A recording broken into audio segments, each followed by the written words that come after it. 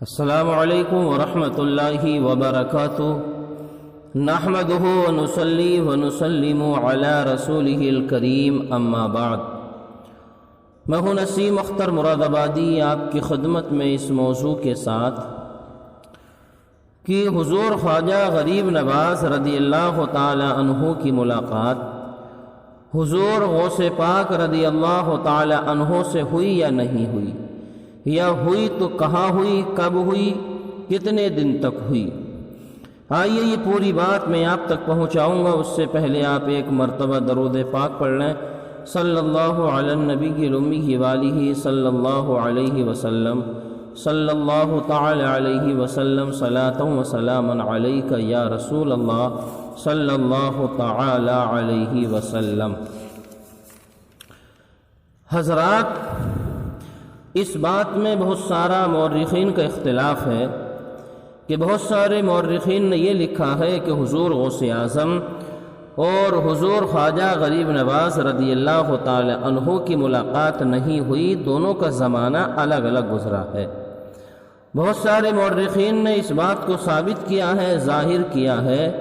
کہ حضور خواجہ غریب نواز رضی اللہ تعالی عنہ کی ملاقات حضور غوث اعظم رضی اللہ تعالی عنہ سے ہوئی۔ بہرحال ہم کسی مؤرخ کے قلم کو مجروح نہیں کرتے ہیں، بلکہ جس کی جہاں تک پہنچتی اسی حساب سے لکھا۔ تو آئیے ہم آپ کو بتائیں گے کہ حضور خواجہ غریب نواز رضی اللہ تعالی عنہ کی ملاقات حضور غوث پاک رضی اللہ تعالی عنہ سے ہوئی۔ یہ حوالہ ہے اہل سنت کی آواز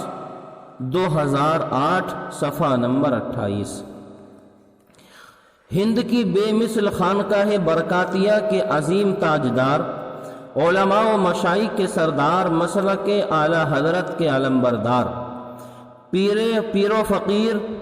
مفتی علامہ الشاہ سید آل مصطفیٰ سید میاں قادری چشتی برکاتی رضی اللہ تعالی عنہ صاحب سجادہ خانقاہ برکاتیہ مہرارہ مطہرہ بیان فرماتے ہیں کہ ہمارے پیارے خواجہ غریب نواز رضی اللہ تعالی عنہ جس وقت بغداد مقدس پہنچے تو اس وقت قطب الاقطاب محبوب سبحانی قطب ربانی سیدنا شیخ عبد القادر جیلانی رضی اللہ تعالی عنہ بڑھاپے کے عالم میں تھے، بوڑھے ہو چکے تھے۔ حضور غوث اعظم رضی اللہ تعالی عنہ نے فرمایا کہ ہمارے خالہ زاد بھائی حسن سنجری کو ہمارے خاص حجرے میں ٹھہرایا جائے۔ یہاں پر تو یہ کہا جا رہا ہے کہ حضور غوث اعظم نے فرمایا کہ ہمارے خالہ زاد بھائی حسن سنجری کو ہمارے خاص حجرے میں ٹھہرایا جائے، لیکن ایک دوسری روایت ہمیں یہ ملتی ہے کہ ہمارے پیارے خواجہ غریب نواز رضی اللہ تعالی عنہ کی والدہ ماجدہ حضور غوث اعظم سیدنا شیخ عبد القادر جیلانی رضی اللہ تعالی عنہ کی چچا زاد بہن ہیں۔ اس رشتے سے حضور غوث پاک رضی اللہ تعالی عنہ ہمارے پیارے خواجہ حضور غریب نواز کے ماموں ہوتے ہیں۔ بہرحال ایک روایت سے یہ پتہ چلتا ہے کہ آپ دونوں خالہ زاد بھائی تھے، اور ایک روایت سے یہ معلوم ہوتا ہے کہ حضور غوث اعظم خواجہ غریب نواز کے ماموں تھے۔ بہرحال یہ بات سمجھ میں آتی ہے ہمیں دونوں مؤرخین کے قلم سے جو اپنے اپنے الفاظ نکلے ہیں کہ دونوں میں رشتہ ضرور تھا، دونوں میں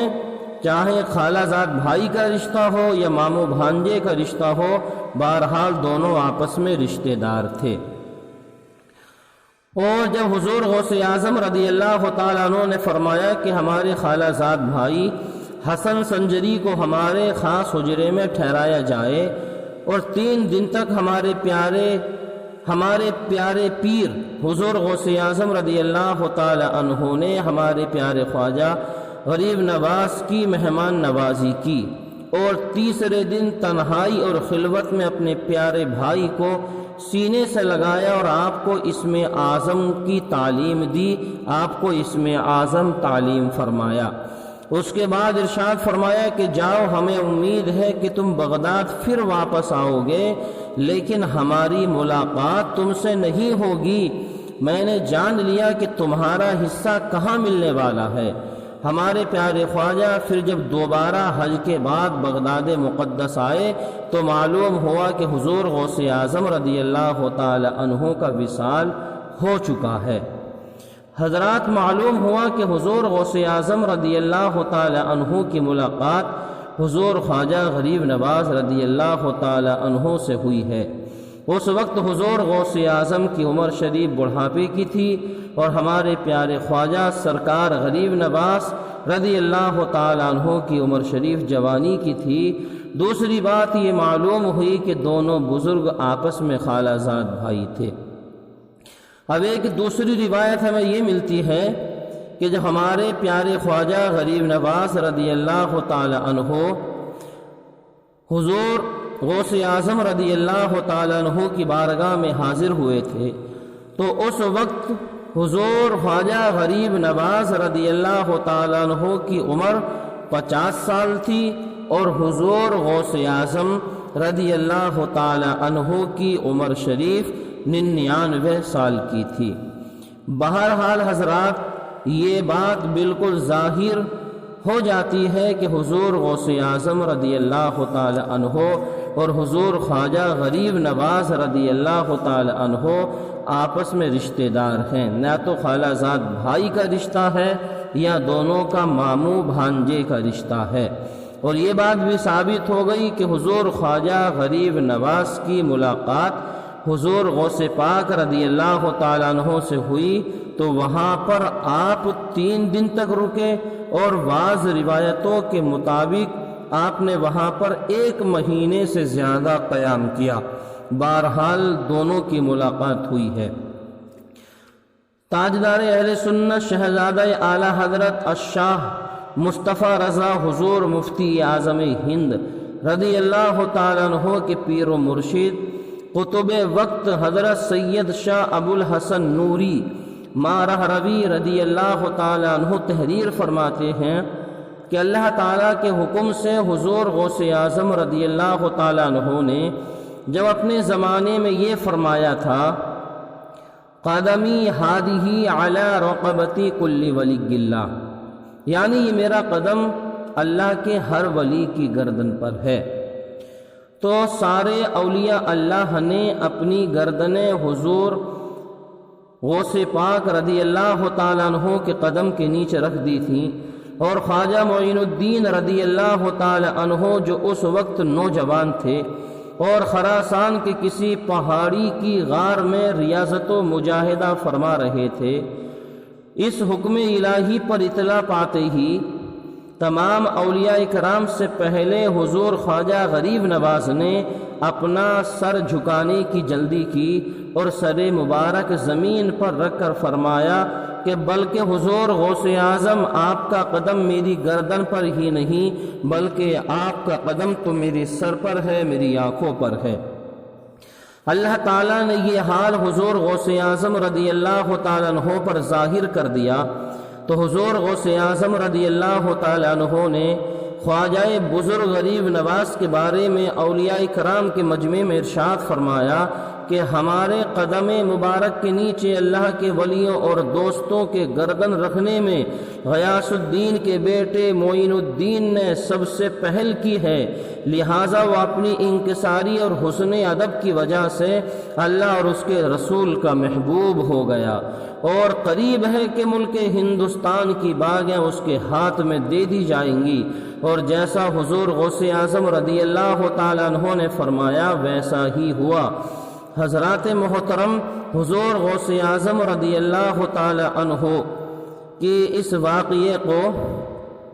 مولانا شیخ محمد جمال الدین سہروردی نے سیر العارفین میں لکھا ہے کہ پہاڑوں میں سے کسی پہاڑ میں حضرت خواجہ معین الدین چشتی رضی اللہ تعالیٰ عنہ حضور غوث اعظم رضی اللہ تعالیٰ عنہ کے ساتھ اکٹھا ہوئے اور حضور غوث پاک کی خدمت میں 57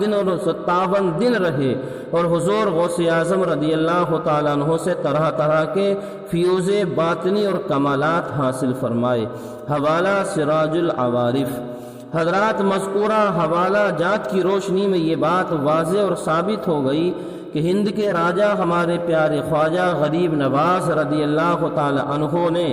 شیخ الاولیاء پیران پیر دستگیر روشن ضمیر حضور غوث اعظم شیخ عبد القادر جیلانی رضی اللہ تعالیٰ عنہ سے ملاقات فرمائی اور فیض و برکت بھی حاصل کی ہے۔ امام اہل سنت سرکار اعلیٰ حضرت امام احمد رضا فاضل بریلوی رضی اللہ تعالیٰ عنہ فرماتے ہیں کہ کس گلستان کو نہیں فصل بہاری سے نیاز، کون سے سلسلے میں فیض نہ آیا تیرا، راج کس شہر میں کرتے نہیں تیرے خدام، باج کس نہر سے لیتا نہیں دریا تیرا، مزرعے چشت و بخارا و عراق و اجمیر، کون سی کشت پہ برسا نہیں جھالا تیرا۔ اور استاذ زمن فرماتے ہیں کہ محی الدین غوث ہیں اور خواجہ معین الدین ہیں، اے حسن کیوں نہ ہو محفوظ عقیدہ تیرا۔ حضرات یہ تھی آج کی گفتگو، انشاءاللہ تعالی اگلی گفتگو میں ہم بیان کریں گے کہ حضور خواجہ غریب نواز جب اپنے پیر و مرشد عثمان ہارونی کے ساتھ خانہ کعبہ پہنچے تو وہاں پر اللہ تعالیٰ کی طرف سے کیا آواز آئی تھی، اور جب مدینہ منورہ حضور کے روضے پر حاضر ہوئے تو حضور کی بارگاہ سے کس طرح سے حضور خواجہ غریب نواز کے سلام کا جواب آیا تھا، انشاءاللہ سن کر کے آپ کا ایمان تازہ ہو جائے گا۔ السلام علیکم ورحمۃ اللہ۔